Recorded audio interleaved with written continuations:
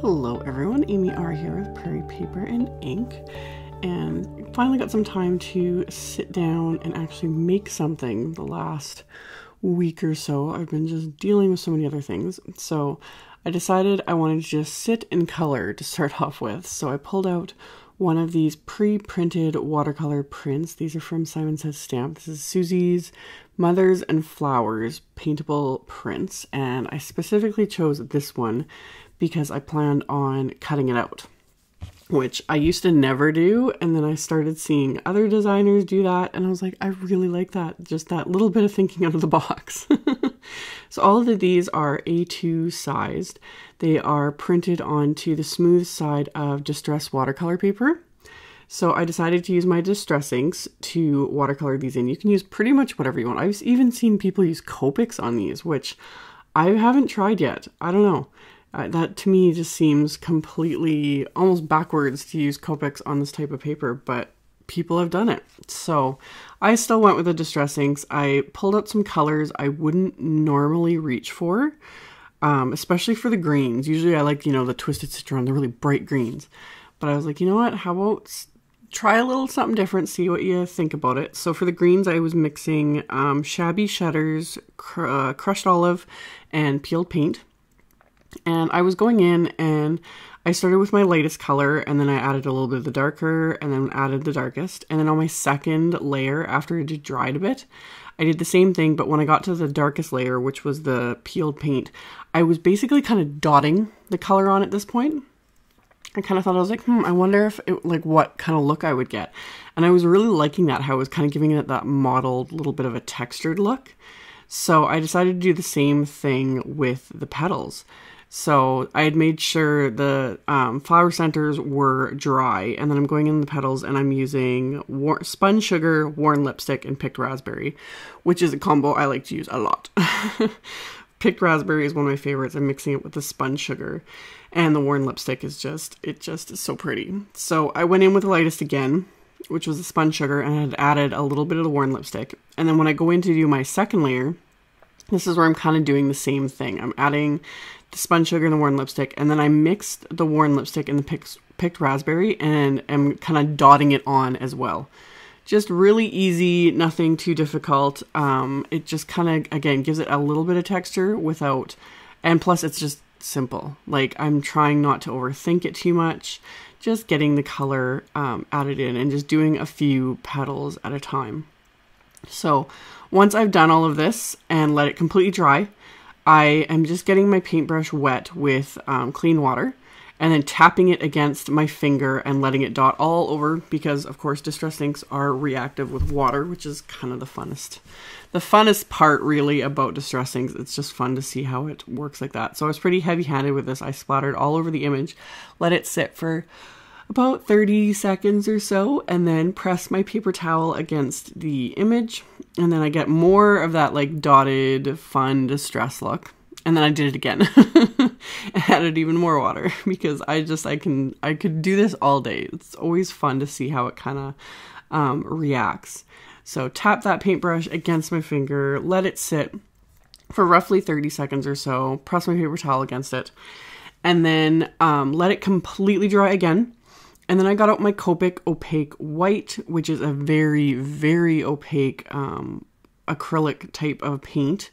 And my jar is starting to dry out. I've had mine for quite a few years and I've used it a lot. So it's kind of drying out, but I'm still able to kind of dig some out. And I always thin it out with water anyway, because it's very thick, it's very white, and I can thin it out and it stays white. So I thinned it out a little bit with water, and then I'm using that same paintbrush and I'm just really, really lightly dotting it onto the image. Started with the flower center, and then I started dotting it onto the petals, and I was just really liking the look of it. So I went all out and did the entire image with this. Instead of just select highlights here and there, I added it to everything. So just really, really light little dots is what I'm doing. They're not perfect. I didn't want them to be. Just kind of little highlights, and it adds that little bit of texture. And again, this Copic Opaque White is so concentrated. Like, I barely have to dip my brush back into that little mixture. I can do this entire image with what's on my paintbrush. So I just go in and I'm trying to kind of stay to the layers, but then at the same time, I'm just like, I'm just adding it wherever, because I just really like how it looked.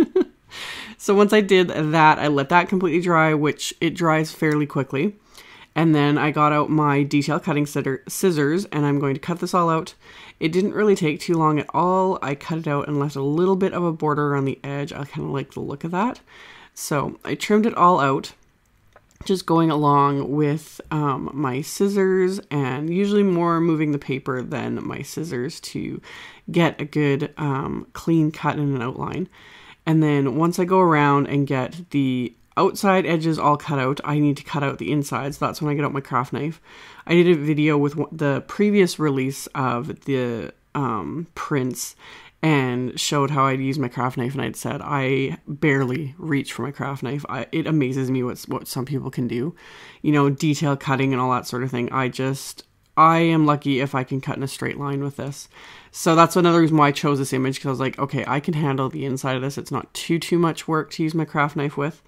But more often than not, I like to use my craft knife just to get the cut going, and then I can go in there with my scissors, and I'm much more comfortable with scissors than I am with that. So I used the craft knife when I needed, but for the most part, I just used my scissors, cut it out, set it aside, and then I needed something to mount this onto for my card. So I took just a plain piece of distressed watercolor paper, and I taped it down to my hardboard with some washi tape, and I have the smooth side facing up.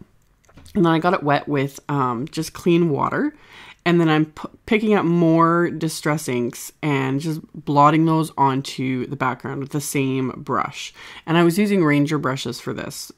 They just come in a pack. It's really cheap. I've had people asking me about these. I really like these brushes. They're great. They're great to start off with. I know I like using my silver brushes a lot. They're fabulous brushes. They are expensive, but these are great too. I will, obviously they work great. I like them.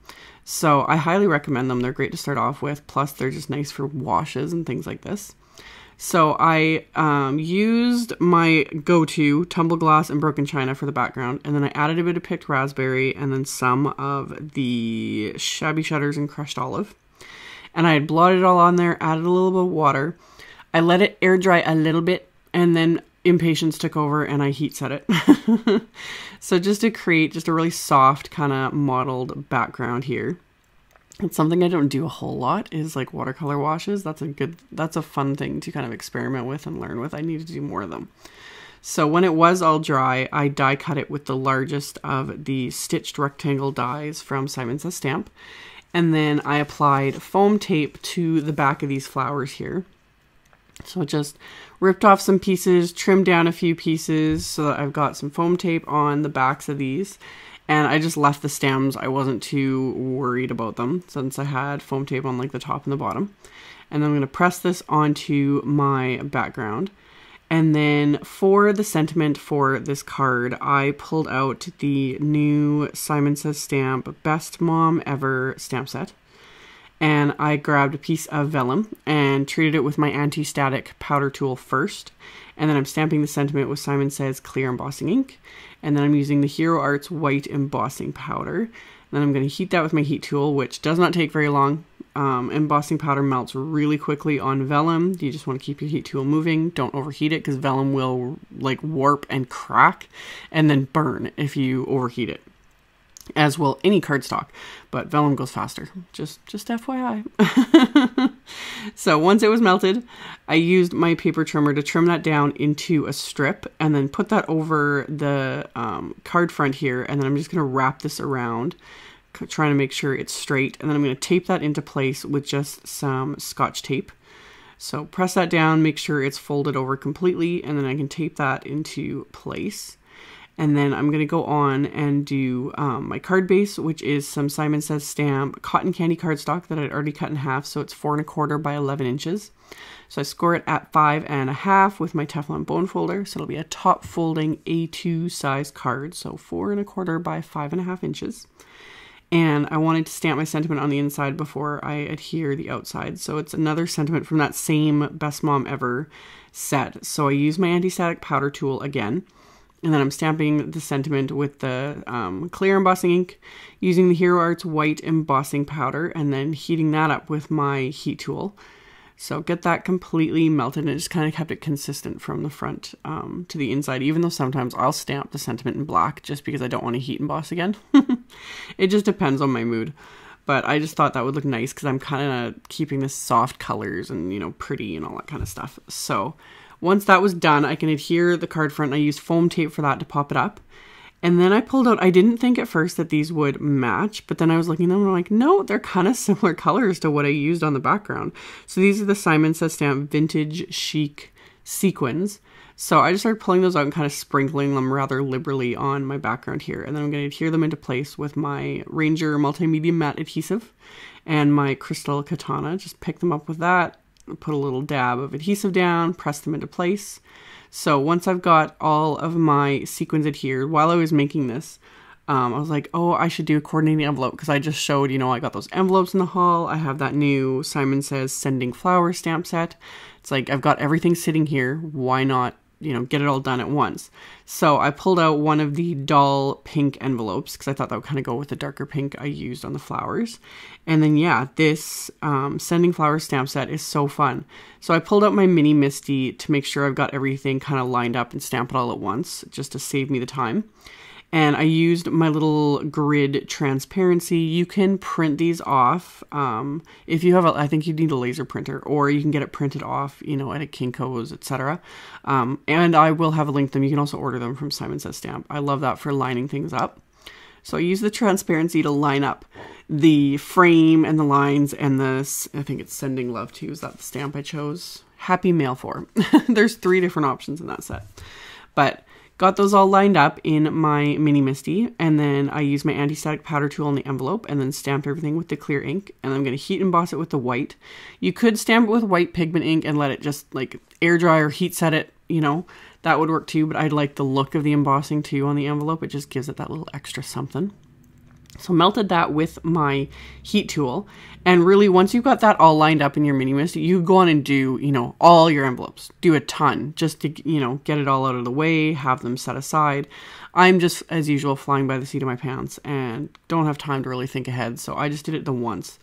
But after getting it all lined up, it's like I should have done, you know, 20, 50, whatever envelopes. But got that one done and then flipped over the envelope, and there's this little flower stamp in it as well. So I'm stamping that along just the flap with coordinating dull pink ink.